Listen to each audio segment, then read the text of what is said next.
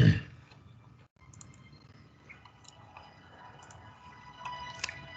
hello and good morning to all of you.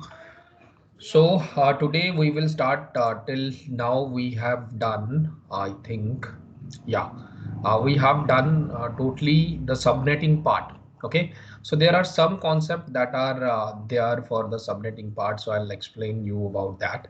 So we have done the CEDAR part. So this is classless internet inter-domain routing. So now our next topic is that I want to tell you something additional about what exactly is subnet mask and why do we need it.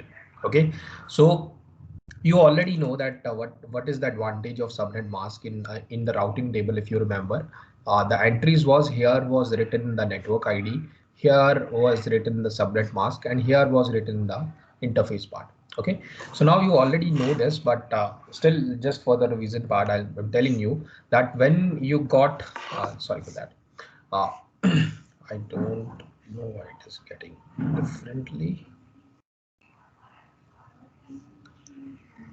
Okay, so what exactly is the advantage of subnet mask is that when you get a IP address of a particular destination part. So if you type www.google.com, this will be your IP address. Okay, so by getting the destination IP address, suppose this is the routing table of R1. What you do, you just multiply it by the you take a and with the subnet mask. Okay, so you will get the network ID. So the router knows that if the particular network ID exists in its own network, it will directly send towards the interface. If it does not exist in the network, what it will do, it will there is something called a default entry, if you remember. So it will send that packet to the default entry. It means that it is sending out the packet. Okay, so it is saying that this particular network does not lie in my own network. So it may be lie in the other network in the internet. So that is sending out the packet to another router to figure out that what particular place this particular packet lies. Okay, so now we know that why we need subnet mask here. Okay, so one other thing that I just want to tell you that the what ISP is your internet service provider. It provides some things to you. Okay, so it is a responsibility of ISP to provide your IPv4 address. So that is your internet IP address.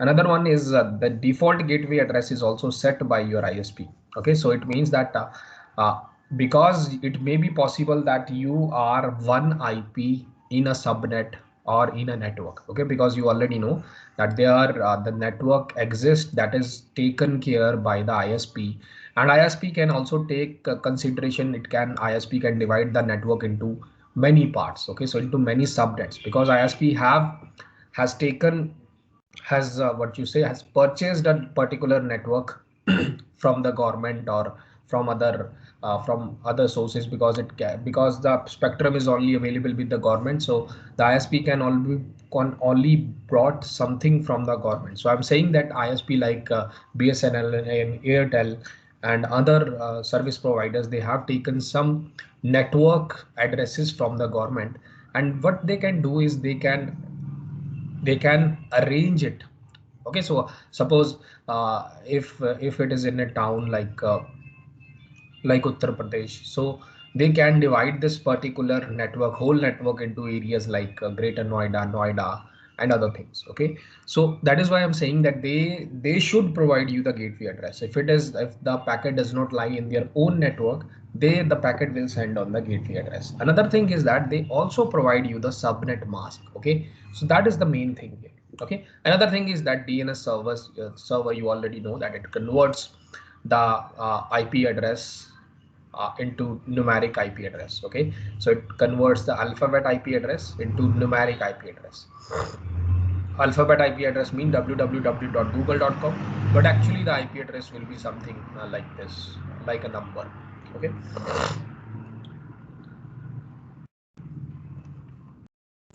just let me confirm if I have started the recording. Yeah, yeah.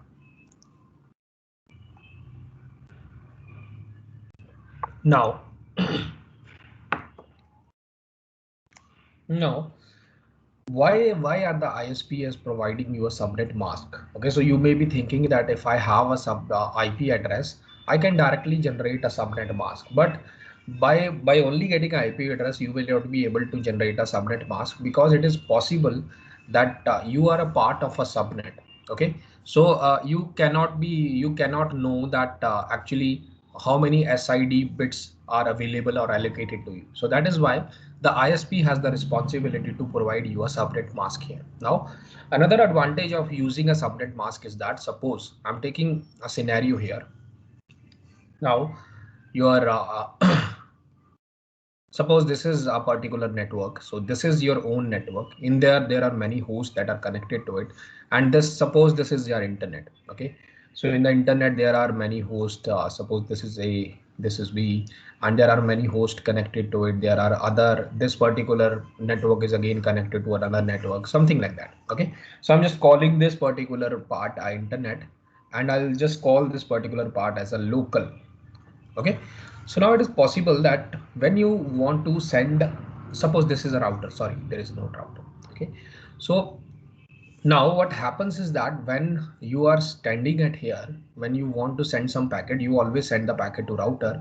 And if the packet, if the destination lies in your own network, the router has the responsibility to send the router again in your own network. And if does not lie in the network, so it will go towards the default entry part and it will send the particular packet to the internet. Okay, so what is the main advantage of using a subnet mask is that you can calculate this at this point that a particular packet lies in your own network or it does not lie in your own network. Okay, so what is the trick to that? Okay, so I'll just write two cases here. So from this perspective, so first case is I can say that A, what is the destination? Okay, so A want to send to its own network whenever it is sending any packet. Okay, it may be in its own packet, in its own network. Second case, it's A send to the router or the, I'll say, the internet part. Okay, so the router has a responsibility to route the packet accordingly.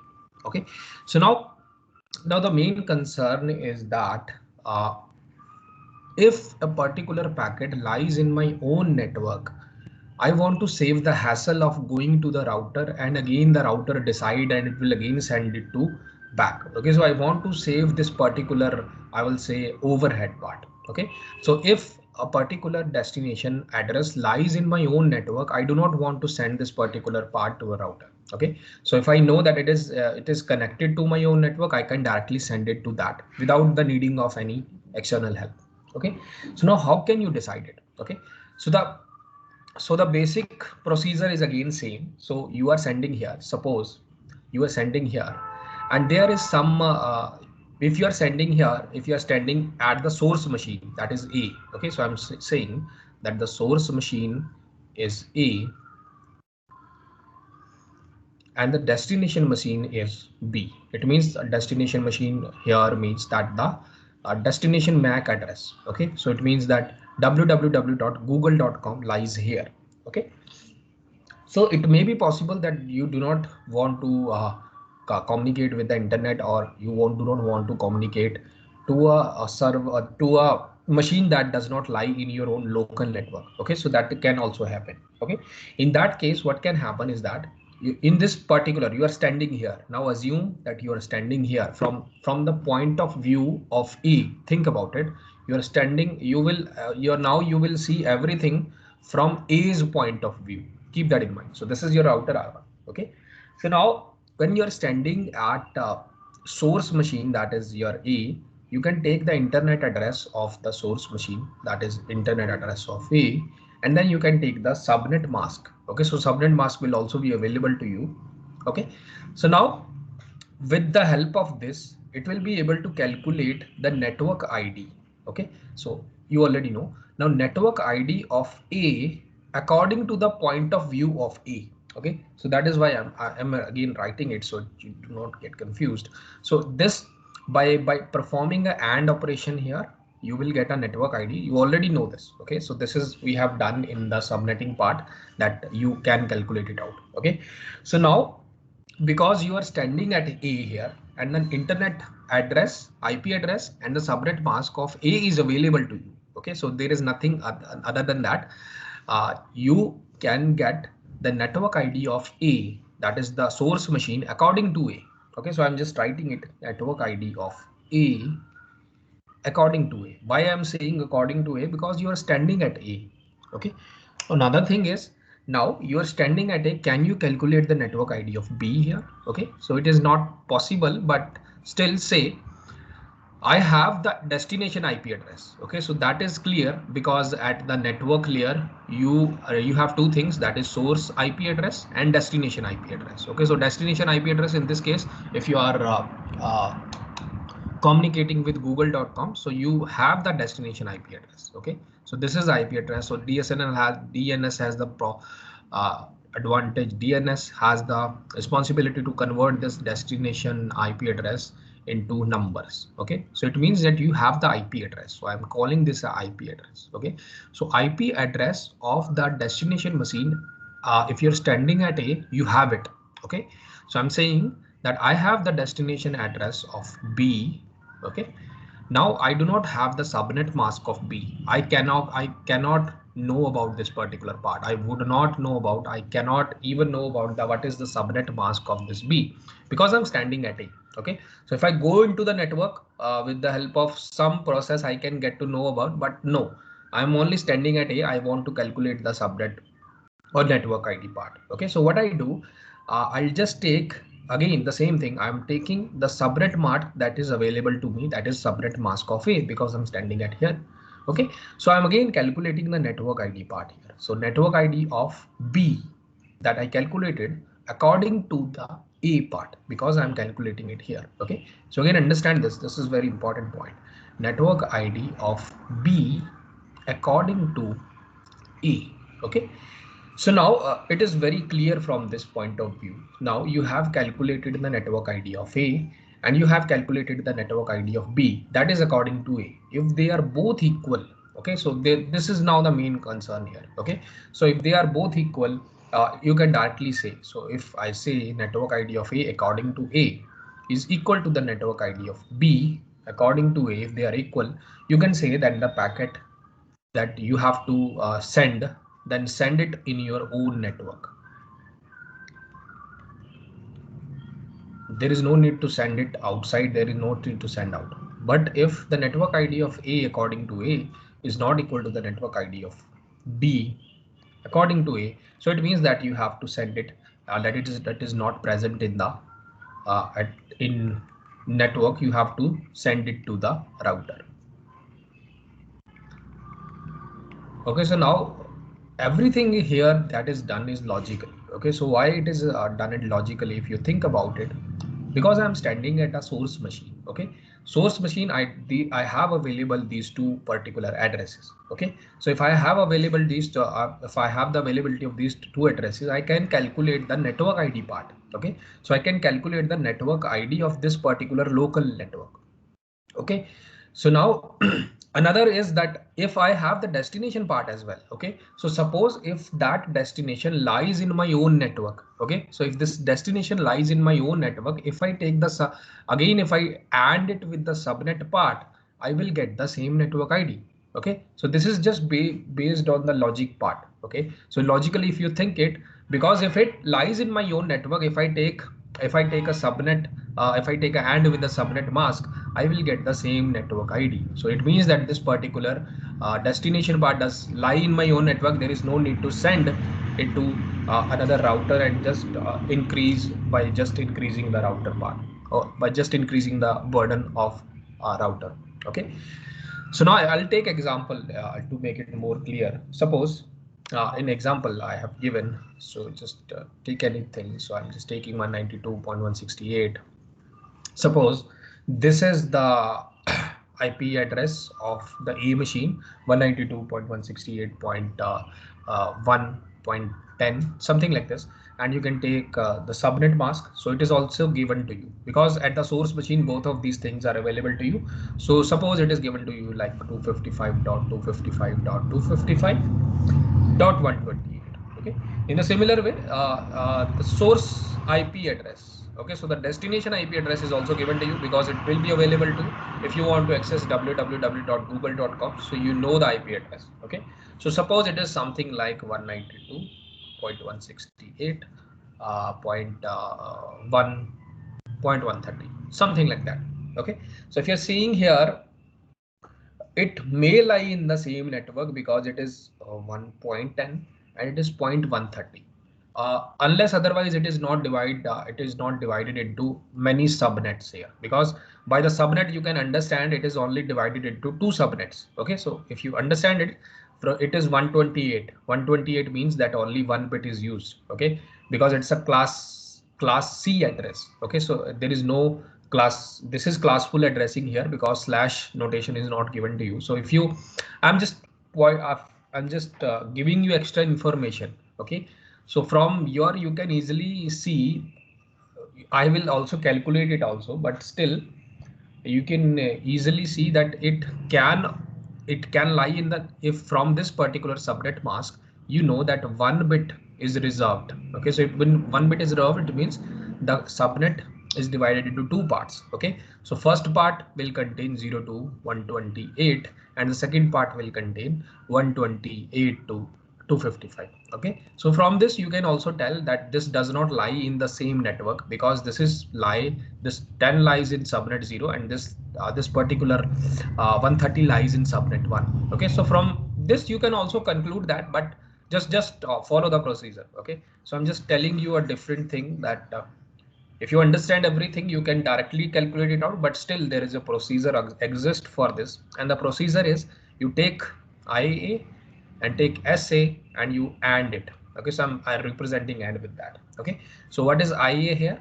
IAA here is 192.168.1 point. I want to write it in binary, so it will be 1 2 3 4 10 10. It will be 10. Okay, so 128 is pretty simple, so it is 255.255.255 and 128 will be 1000000. Okay, so when you calculate it out, it is 192, it is 168, it is 1, and then you calculate it out. I think it is all zeros here.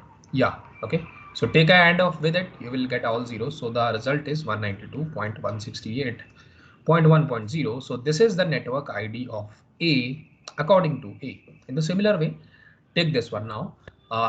Internet destination internet ID, that is 192 plus 168.1.130. So 128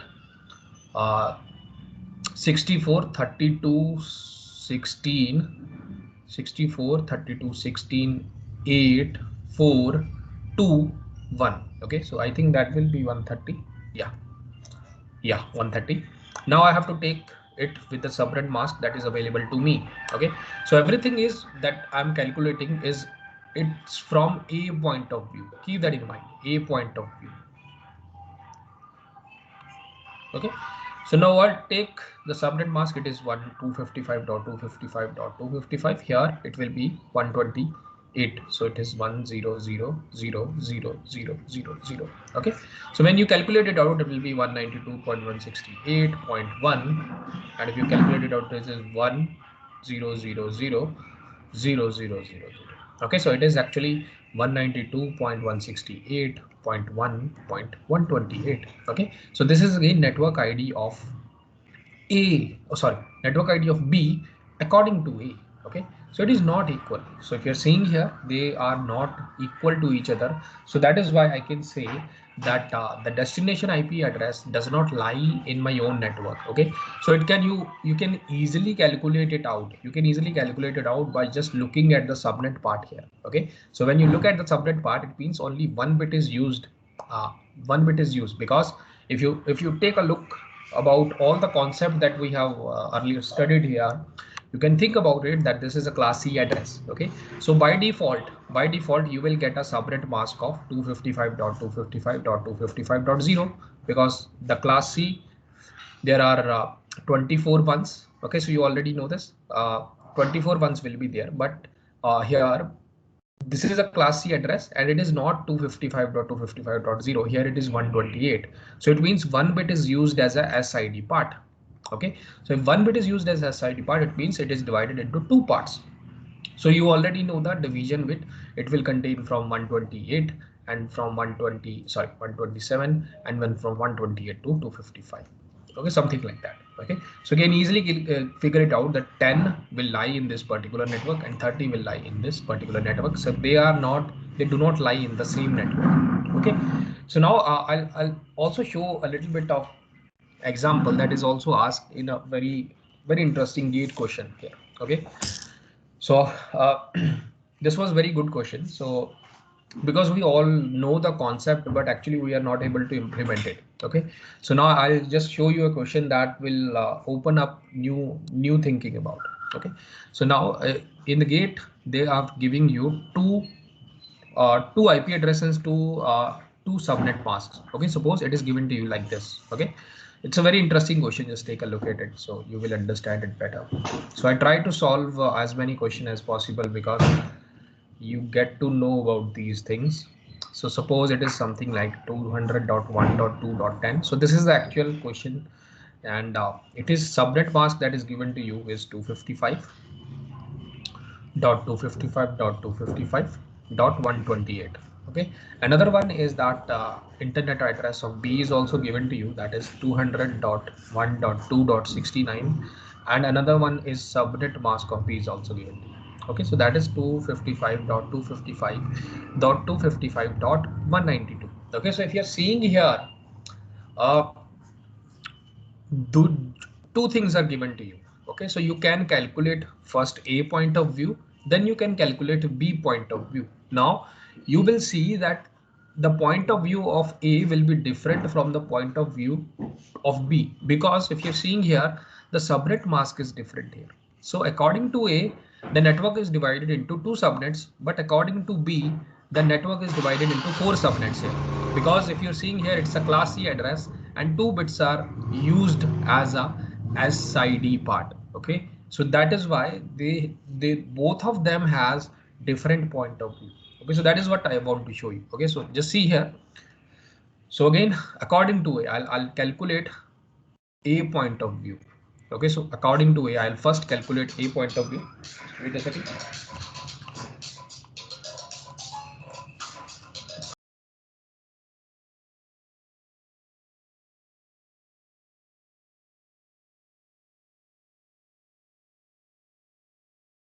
Okay, so if I calculate from A point of view, what I will get. Okay, so again, same procedure. I of A, take the subnet mask, and what will you get? Network ID of A according to A. And again here, take I of B and subnet of A, you will get network ID of A, sorry, network ID of B according to A. So, but how do you calculate it? So just because till 255 everything will be similar, I'm just taking the 10 part here. So it will be 0, 0, 0, 1, 0, 1, 0. And what is 128 here? It is 1, 0, 0, 0, 0, 0, 0, 0. Okay, so now you take it, I think it is all zeros here. Okay, so you can say that network ID of A according to A is 200.1.0. Network ID of A according to A. Now calculate the network ID of B according to A. Okay, so what is this here? So I'll only take care of the 69th part. So 128, 64, I need 5 now. 64, 32, 16, 8, 4, 2, 1. Okay, so I think it will be your 69, and now I have to take 192. So 192 is just two ones here, it is 192. Okay, okay, so now calculate it. I think you will get something different here. Okay, so it is 64 here. Okay, so here the network ID of B according to A is 200.1.2 dot, I think I made a mistake. Okay, so I have to take the subnet mask of A here. I'm taking the subnet mask of B. Okay, so just a little bit mistake I've made. So it is 0 here. Now again calculate it. It is again all zeros. Okay, so that is why I'm thinking that there is a problem. Okay, so now if you're seeing here, network ID of A according to A and network ID of B according to A is equal. So A will think from A's point of view, these two addresses, that is IA and IB, lies in the same network. Okay, so now check the point of view of B. So now see it will be very interesting from that point. Now see, again you can do this without anything, without any calculation, just by using a simple logic, but still there is a procedure, so you need to know about this particular. So according to B, now follow the same procedure. It will be internet ID of B and subnet ID of B, and it will get network ID of B according to B, and here it will be internet ID of A and subnet ID of B, and you will get network ID of A according to B. Okay, so now check it. What you will get here, it is internet ID of B. What is it? It is 69. Okay, so you can write, copy and paste this one. So it is 0 1 3 zeros and then 101. Okay, so it is 64 plus 5. Now what is the subnet? It is 11000000. Okay, so when you take a look with this, you will get here, I think it is 64. Yeah, I think I'm not making any mistake. Yeah, it is 64. Yeah. Okay, now take internet ID of A. What is it? It is 10. So it will be 000011010. So what is subnet ID? It is 11. Now see it yourself. Okay, so it is all zeros here. Now if you check it, now what will be the address here? Network ID of B according to B is 200.1.2.64, and network ID of B, network ID of A according to B is 200.1.2.0. Okay, so they are not equal. Okay, so according to B, if you're seeing here, according to B, these two IP addresses lies in different network, but according to A, these two IP addresses lies in the same network. Okay, so this is not wrong. So it can happen because if you're seeing here in A's network, the subnet mask, if you're seeing here, is 128. It means A's network is divided into only two subnets here. Okay, so it is not wrong if you're seeing here 10 and 69 in case of A's network will lie in the same network. Okay, sorry, 10 and 69, because it is the range will be from 1 to 127. They will lie in the same network. But if you see from B's point of view, they both are divided into four parts. Okay, so first part will be from 0 to 163, from 64 to 127, and from 128 to 191, and 192 to 255. Okay, so if they are divided into two parts, if you're seeing here, the 10 will lie in this subnet and the 69 will lie in this network, in this subnet. Okay, so they are not both wrong, because we are just calculating it by standing at one point. Okay, so if you're seeing from the A's perspective, A is not wrong because it is calculating according to its own subnet mask, but actually it has to calculate it by with the help of this subnet mask B. But when you are standing at A, you cannot know the subnet mask of B. Okay, so that is the main thing you need to understand. Okay, so the main concept here is that you need to understand that A's and B's point of view can be different. Okay, so this again, the answer of this question is that according to A, both the IPs lie in the same network, and according to B, both the IP lies in different networks. So that is the answer. Okay, so in most of the CN, if you take a look at the books, you will see the example that you will only find it that they will either lie in the same network or they will lie in a different network. But this question opens you to new things here. Okay, so this question presents you to the point of view of both the networks. Okay, so that point of view can be different. Okay, so if you're standing at A's point of view, it is different, and if you're standing at B's point of view, it is different. So they are not both wrong. Okay, so most of the student think that if the A's point of view is that they lies in the same network, that B's point of view should be the same. Okay, so that is not in the case. They will be same if it is also 128, but the subnet here is different. So that is why I'm saying that the subnet is provided by the ISP. Okay, so because ISP decide that how do they divide their own network. Suppose if you live in a home in phase 1 or phase 2, phase 3, so they may have given you a subnet based on the phase you live in. Okay, so suppose everybody addresses urban state phase 1, another address is urban state phase 2. So they can give you a subnet to phase 1 and they can give you subnet to phase 2. Okay, so it depends on the ISP what they do. Okay, so in this particular ISP, the ISP can also be different. Here the ISP can also be different. So that is one point that I want to tell you, and it's a very interesting observation that you may not find if you do not do these kinds of question. Okay, so now our last topic is of supernetting. Okay, supernetting is very simple. It is also referred to as aggregation. Okay, supernetting or aggregation.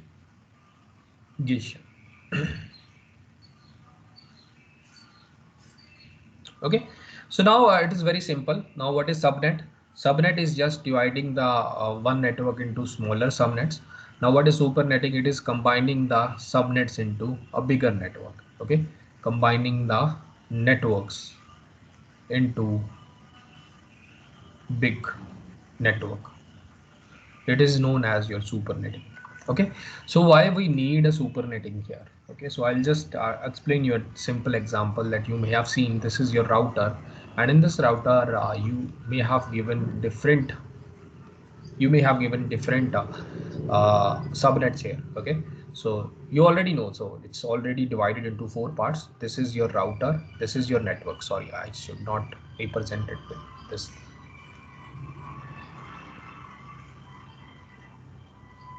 Okay, so this is your router R1 and it is connected to the router R2. Okay, so before subnetting, what happened was, so this is a bigger network in which it is divided into smaller subnets. Okay, so subnet 1, 2, 3 or 0, 4. Okay, so now this router contains the entry of all these subnets, but this router also contains the entries of all the subnets of S1, S2, S3 and S4. Okay, so it was a problem. I do not want the 4 entries of these subnets because the router R1 is already containing the 4 entries of it. Okay, so before it I also need before supernetting I also used to contain these 4 entries of subnetting. Okay, so instead of this I only need whatever is the ID of this particular network. Okay, so I'll think of it like this, that if you are sending something, you just I'll take example. Okay, so I have a written example here, just wait a second. Okay, so you can think of it like this, that if you want to post a letter to India, suppose you are not aware of the towns and you are not aware of the states that are exist in India, so you just only post a letter to India, and the post office in India, suppose this is the main post office in New Delhi, will take care of all the complexities. So uh, if it is meant for any other state, it will directly send it because the post office network is already established. Okay, so you do not need to aware of the complexity, so you do not send the letter saying that I want to send the letter to subnet 2. You will only say that I have the whole address. Okay, so I have the whole address of the ID. I will just send the letter to the whole ID. It means that they are sending the letter to the router, and router will decide that this particular packet or this particular letter belong to which particular part of India. Okay, suppose something like this. Okay, again, when you are combining the network, because you have to combine a network and you have to store the network ID of this whole network here, so there are some rules. Okay, so that is referred to as your subnet supernetting part. So the rules are very similar of CEDAR. Okay, so the first rule is very similar, that is if you want to combine the logs, the blocks should be contiguous. Contiguous means that you can only combine the like FLSM. Okay, so if there is a fixed length subnet masking, everything will be contiguous. Sorry, that's no need to fixed length. Contiguous means that you can take a network like 192.168. 0.1.0, 2.0, 3.0, so they are continuous, so you can combine. But if it is something like 1.0, 4.0, so that is wrong, you cannot combine it. So it is the rule 1 is very simple. Now the rule 2 is again same. The only difference here is one rule is added here, that size of the network that you are combining should be same. Okay, size of all network should be same. One rule is added here. Okay, another rule is, and it should be all power of 2. Okay, I'll show you with the example, don't worry. I'll show you both of the rules. And the third rule is again based on the same lines, that that first network ID should be completely divisible by the size of the block. Okay, so now it is a bit different than that's when the rule is similar. If you remember the rule of CIDR, the rules are again very similar to this one. Only the change here is this one, that when you're combining the networks, the network size should be same. Okay, so now what is the meaning of it? If you are using a fixed length subnet masking, so you can only combining the fixed length subnet masking part. If you take a variable length subnet masking, I don't think that rule will be applicable to you, because you can combine. I think it can work. Okay, so just forget about that part. Okay, so now think you have given an example. So the first network that is given to you is 200.1.0.0/24. Another one that is given to you 200.1.0. Sorry, 1.1.0, it is /24 again. Third network that is given to you 200.1.2.0/24, and then 200.1.3.0/20. Okay, so now this is the block. Now these are the 4 subnets that are available to you. Now I have to combine these 4 subnets into one supernet. Okay, so now first of all, you already know that what is this. This is 24, so this is the network ID part. So how many hosts are there? So host will be 32 minus 24, that will be 8. So 8 hosts are 8 bits are a part of host ID, and 24 bits are a part of network ID. So you can easily calculate it out how many IP addresses I can get. So 2 raised to power 8, I think like from 256 you can get. Okay, so it means 0 to 255. Okay, so this particular network, again, this is a network. Think of it is a network. It contains 255 addresses from 200.1.0.0 to 200.1.0.255. Think of it like that. Okay, so again, this is another network that contains 200.1.1.0 to 200.1.1.255. Okay, so again, every network is containing, because of the host ID is 8, so you can generate 256 IP addresses, out of which 2 will be reserved. 2 will be, you already know, first will be reserved for network ID, and the last will be reserved for directed broadcasting address. Okay, so now the first rule is, are they are continuous? Yeah, they are continuous, because 0, 0.0, 0.1, 0.2, 0.3. So first rule is satisfied, they are continuous.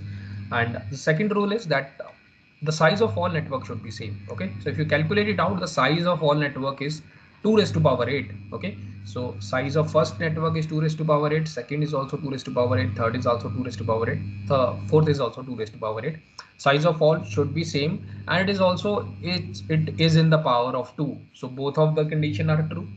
And the third condition is that first IP address, first network ID part. Okay, the first network ID part is 200.1.0.0 should be completely divisible by the size of the block. Okay, so now size of the block, it means it is talking about the size of the whole block. Okay, 1 2 3 4. Okay, so first you have to calculate the size of the block. You can easily do this. So The how many networks are there? Total networks you can see is 4. Yeah, and each network has a size. Each network size is 2 raised to power 8. Yeah, and what is the total size here, or block size? Total block size. Okay, so you can calculate it out. 4 networks are there, each network is of 2 raised to power 8. You can get 2 raised to power 2 multiply 2 raised to power 8 is 2 raised to power 10. Okay, so that is the size of the block. Okay, so it should be divisible by completely by the size of the block. Okay, so this is total block size. Okay, so I'm writing it like that. So now how do you know it is divisible by 2 raised to power 10? It's you just write 0 0 0 0 dot 1 2 3 4 5 6 7 8. Okay, so the most least significant 10 bits should be 0. Okay, so the remainder will be least significant 10 bits. Okay, so least significant 10 bits are 0, so you can directly say that that this is completely divisible. Okay, so that condition is also true. Okay, so the three conditions are satisfied. Now you have to combine the whole network into one. Okay, so when you combine the whole network, you will need a single ID. You will need a single ID called SuperNet ID, or it is also referred to as SuperNet mask. Okay, so how do you get it? You just it is just a bit different than the subnet mask. In the subnet mask, you write wherever is the network ID and hash ID part, you write 1 here, and the host ID part you write 0. In this particular part, you can think that wherever is the fixed part, you write as fixed part as 1. Wherever is the uh, variable part, you write there as 0. Okay, so I'm again writing it. So 200, so first network was 200.1.123456781 0.0. Another one was 200.1.1 and then it was again 4 8 zeros. Now 3 was again 200.1.2, so 0 0 0 0 0 0 1 0, and it was again 0. And 200.1.12343.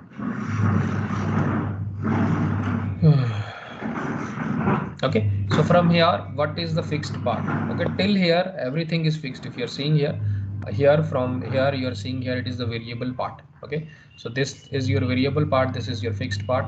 You may be thinking that it is also fixed here, that 0 zeros, but actually it is not fixed. Oh, because in the network it will be from 0 0 0 0 0 0 0 0 to 1 1 1 1 1 1 1 1. Okay, because it is a network. Okay, so if you go inside the network, it will be 200.1.0.0, 200.1.0.1, 200.1.0.23 up to 255. Okay, so that is why it is a variable part. From here the variable part start. Okay, so you can think of it like that. It is now, if it is a fixed path, you have to write 111 111 111 here. Okay, so here it is 8 ones, so it is 255. Here it is 8 ones, so it is again 255. Here it is 6 ones. Okay, so 6 ones here is 252, and then 0 start, so here it is 0. Okay, so the SuperNet mask or the subnet SuperNet ID is this one.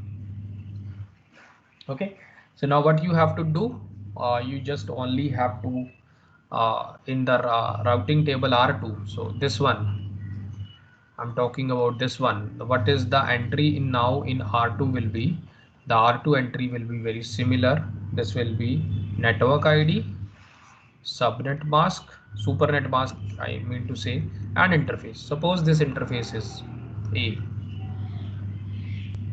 Okay, so I'm just taking this diagram.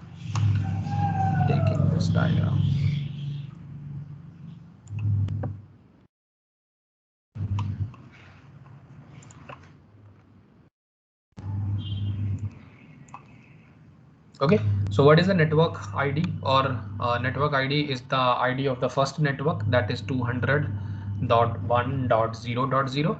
What is the subnet or this supernet mask that we have generated? It is 255.255.252.0, and interface will be your A interface. Okay, so this is the entry of R2. But before this, okay, so before this one R2 used to contain, before this,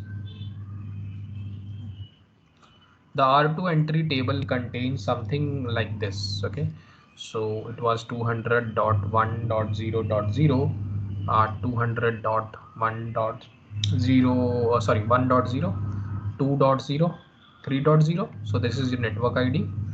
In subnet mask, it used to contain 255.255.255.0, and similar here, and the interface part contains e. Okay, so it was the table before before generating the supernet ID. Okay, so there is another shortcut way to generate, if you do not want to follow this fixed part and variable part, there is also a shortcut. You can easily generate the supernet ID. So everything depend upon the host ID part. Okay, so if you know, you can easily generate it by, if you just use this shortcut. The shortcut is just take all the network size. So network size of it, this is 2 raised to power 8 plus 2 raised to power 8 plus 2 raised to power 8 plus 2 raised to power 8, because there are 4 networks and every network has a size of 2 raised to power 8. Just add it and you will get 2 raised to power 10. Okay, so it says that this 10 bit. Okay, so what is the meaning of it? That this 10 bits are a part of your host ID. Okay, because 2 raised to power 8 is also generated from the host bit here. If you go back there, you will see that 2 raised to power 8 you got it from the host bit. Okay, so when I'm adding it, what I get is 2 raised to power 10. That is also a part of your host ID. Okay, so if there is a host ID part, you write 0 there, and the remaining network ID will be 32 minus 10. That will be, I think, 22 bits. You write 1 there. Okay, so there are 22 ones here if you calculate it out. 8 ones from here, 8 ones from here, 8 ones from here, and 6 ones from here. Okay, 16 plus 6, you got 22 ones. Okay, so if you do not want to follow this method, you just add the network size and you will get the host ID part. So host ID part is again the same procedure of subnetting. If you remember, same procedure of generating subnet mask. You can use wherever is the host ID, there is 0, wherever is the network ID, it is 1. Okay, so that is how you do it. Okay, so you can take you can take a look at another examples if you want to do. I can give you another examples for your homework. So everything will be similar. So it is just 200.1.32.0, 33 till 47.0. Okay, so try to calculate it out, what will be the supernet ID in this case. Okay, and check it if it is possible to combine these network, because you have to check 3 condition: contiguous, same size, power of 2, and third one, the first address should be divisible by the network block size. Now in this case, the block size, I think, will be again 2 raised to power 8 here, again from 32 to 47. I think you have to multiply it by 16. You will get around it is 2 raised to power 4, 2 raised to power 8, so it is 2 raised to power 12. So you have to divide the first block by 2 raised to power 12. Okay, so if there are 12 zeros, then you can say it is completely divisible.